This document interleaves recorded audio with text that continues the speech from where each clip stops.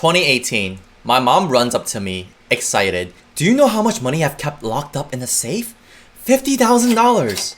Back then, I didn't know any better, so I was happy for her. I thought she was being smart for saving. But now, in 2025, knowing what I know currently, that was one of the biggest financial mistakes of her life. She thought she was being smart, protecting her money like that, but she was actually losing thousands of dollars every single year without even knowing it. Today, I'll show you why keeping cash safe is actually one of the worst things you can do with your money. My mom started saving around 2010, a little bit each month. By 2018, she had around $50,000. She didn't trust the stock market. She thought it was too risky. What if she lost everything? So she kept it locked up at home, safe and sound. 10 years later, that $50,000 was still there, same amount.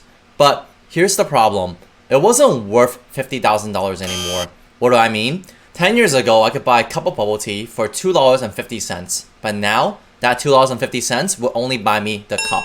Inflation had been quietly stealing from her. Every year, inflation eats 3% of her money. After 10 years, that $50,000 was only worth about $37,000 in real purchasing power, or what you can buy. She lost $13,000 even though she was just trying to keep it safe. Meanwhile, if she had invested that money into the stock market, it would have grown to over $130,000. She didn't just lose $13,000, she missed out on $80,000 in gains. My mom thought she was smart and avoided losing money, but she walked straight into a trap the size of Texas. Now, I know what you're thinking, and it's the same thing my mom was thinking. What if I invest and the market crashes right after? What if I lose everything? I get it. That's scary. So let me show you what actually happens. Let's say you're one of the unluckiest investors in history. You invested $10,000 right before the 2008 financial crisis, one of the worst crashes since the Great Depression. Let's say you buy in 2007, then it crashes hard. Your $10,000 drops to $5,000. You just lost half of your money. Most people would panic and sell, but what if you didn't?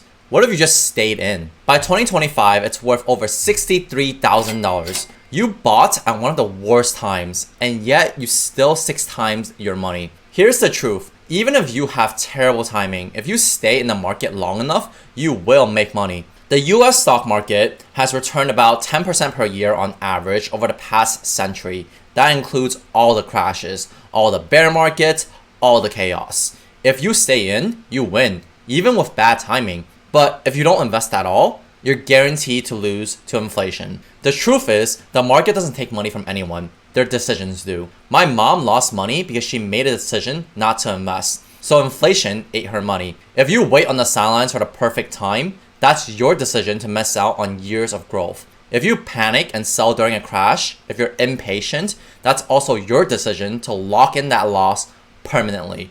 But if you choose to wait out the storm, if you're patient in waiting for the market to rebound, the market will reward you brilliantly. Warren Buffett once said, "The stock market is a device for transferring money from the impatient to the patient." Here's the lesson. The greatest danger isn't a market crash. It's being out of the market entirely. You can't win by sitting on a bench. You have to be in the game. Get in, stay in.